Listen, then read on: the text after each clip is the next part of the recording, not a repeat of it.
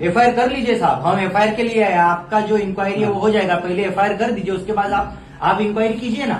हम आपको ऐसा थोड़ी बोल रहे हैं, आप एफआईआर कीजिए साहब पहले। नियम अनुसार ही बोल रहे हैं साहब हम। कब होगा सर? 2 महीने के बाद होगा क्या?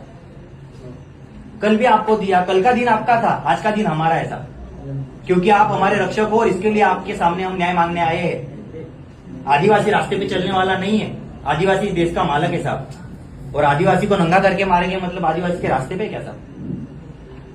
सुप्रीम कोर्ट ने बोला है 5 जनवरी 2011, ये देश का मालक आदिवासी, फिर भी आदिवासी को नंगा करके मारते हैं, वो भी पुलिस कर्मचारी। फंसे नहीं साहब, आज एफआईआर होनी चाहिए, आप इंक्वायरी कीजिए, आप एफआईआर कीजिए, रजिस्ट्रेशन कीजिए, उसके बाद इंक्वायरी आप कीजिए, नो प्रॉब्लम, एफआईआर कर दीजिए। कार्य करवाना करजो, आप एफआईआर कीजिए। મામલતદાર પાસે જોઈએ અમને બરાબર એમને કહીએ કે હું છે અમારે બરાબર आप सहकार्य कीजिए साहब, हम आपके पास न्याय मांगने आए।